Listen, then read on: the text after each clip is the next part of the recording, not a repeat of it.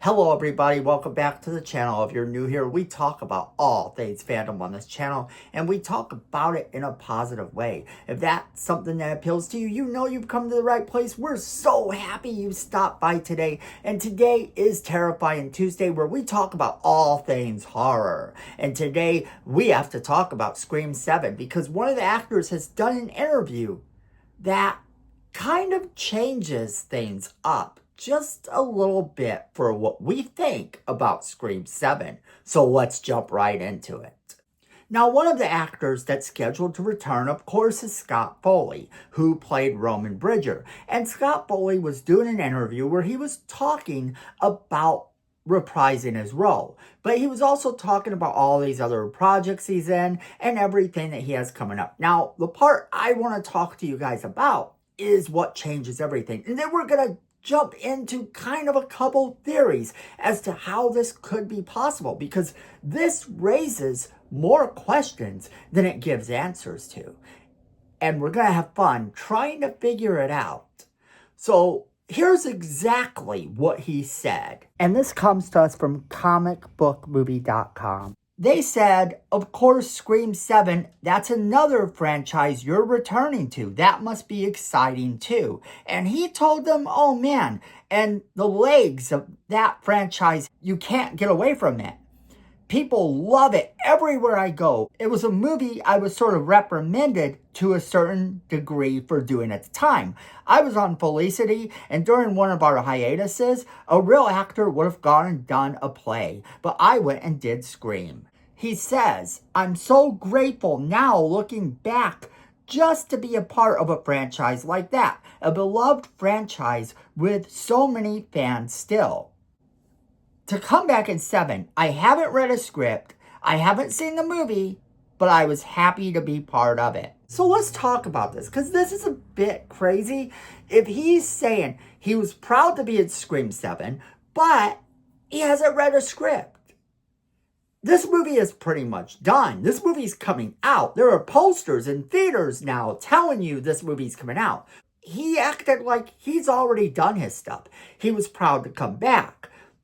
So in this event, this raises a couple questions. How could he be back and not have read a script? Well, there's a couple scenarios here that could have happened as to why he's never read a script. Number one, he could be lying. He could have read a script and he's just saying he didn't. However, that's unlikely. That doesn't seem like that would be something that he would just say, yeah, I never read a script for it, but I'm in it. That doesn't make sense for him to say. So let's throw that one back out the window. Idea number 2 as to why he's saying this is that he didn't actually appear in the film. Let me explain. If they're using AI technology with the killers like they said they were, then it's possible that he doesn't actually appear in the film, but that his character does. And then any new dialogue would have been recorded by him, and this would allow him to get paid and have him actually have returned in the movie. So the AI image that this killer creates of him actually doing this murder or whatever, that is going to be what's used for him. Then you have our other option. Now, he's just a voice on the phone. That doesn't seem very likely either. I honestly do think that he is going to appear in the movie. Just now, I kind of am leaning into they're using a younger version of him. Now, what does this mean for the rest of the movie? Because now, if we're thinking about him not being physically in the movie, if they're using AI technology to recreate a younger version of him with him just doing the voice, then this presents an issue with how we've been perceiving the film. If everyone is aboard with Stu being alive, he could actually not be alive. Which this was always an option. Stu could be alive, Stu could be dead. They've had this whole thing about is he alive, is he dead, for so long that it's become so much fun for fans to speculate that and argue whether or not he's alive or dead. The other thing is that we know that David Arquette is coming back as Dewey. If David Arquette is coming back as Dewey, then this presents a bit of a problem, because now, if what's happening with Scott Foley is also happening with him, does this A mean that Dewey is dead and that the killer is using an AI image of him? Because there's a difference here. They don't have to use an AI image of David Arquette. It's only been a few years, so he looks exactly the same. So now you have this scenario where Dewey could come back, David Arquette could play him, and it could be an AI image anyway. Just he would actually appear and do it himself. And that would be kind of fun too. He'd get to interact, and he'd probably read more of the script than, say, Scott Foley, who only appears for a second in AI form and has to read dialogue off camera for the AI generated image of his younger self. So if you look at this now, this means that we know that David Arquette is probably actually coming back to play the part, that Scott Foley probably is not. And what does this leave us with in terms of Stu Macher? With Stu Macher, you have a lot of people that want him to be alive and a lot of people that want him to be dead. And there's nothing wrong with either side. I personally could go either way. I love Matthew Lillard, and I think he's brilliant. Take that, Quentin Tarantino.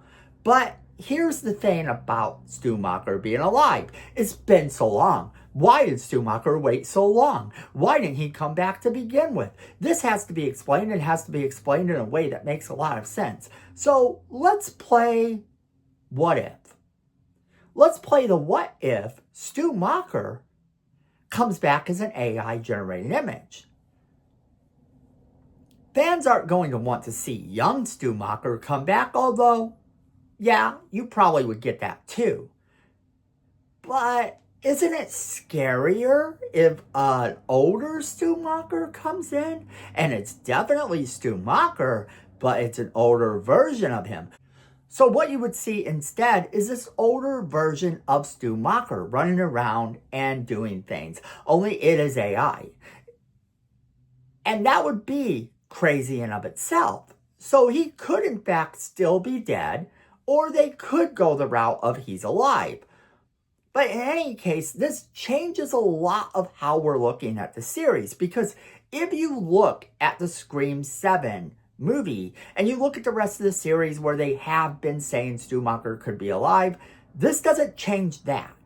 What it does change is whether or not they're going to physically bring back someone like Roman Bridger, because we now can pretty much establish that Roman Bridger probably isn't appearing in the movie directly. The actor who played him is not going to physically be there. He would have read scripted dialogue for the character, providing that they even had the dialogue for the character. He could be getting a deal where they're paying him to come back like he's in the movie because they're using his image. And that's completely plausible too. However, I doubt that. I think what we're going to see here is a mix of the actors playing AI generated versions of themselves and or AI generated images of the actors, with the actors doing the voiceovers of themselves. And I know that sounds a bit insane, but that's the world we live in now. Deep fakes, all this stuff, they're a real thing. They can happen, and someone could actually do that.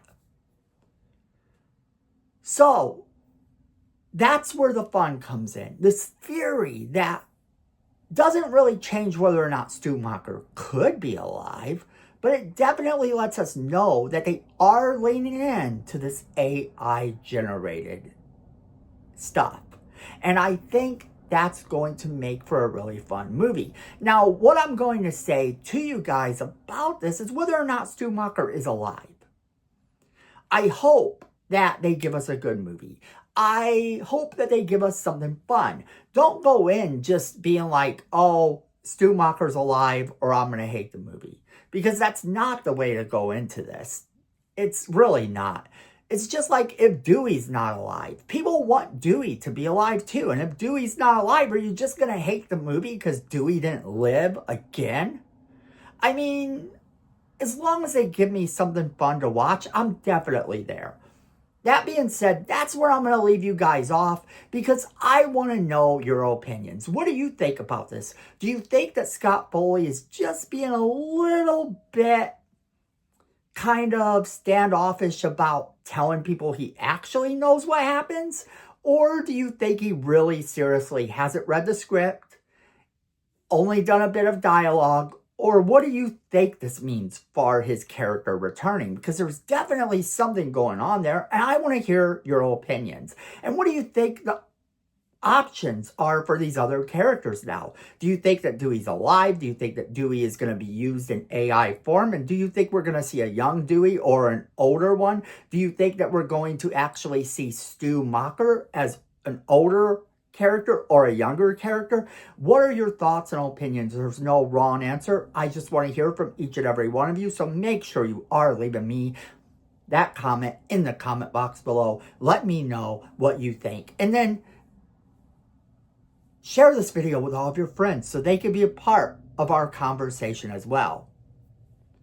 And then if you like positive content when it comes to your fandom, let the algorithm know by hitting that like button. It can't hurt. It can only help the situation. And hopefully YouTube listens and we get less hate channels on YouTube.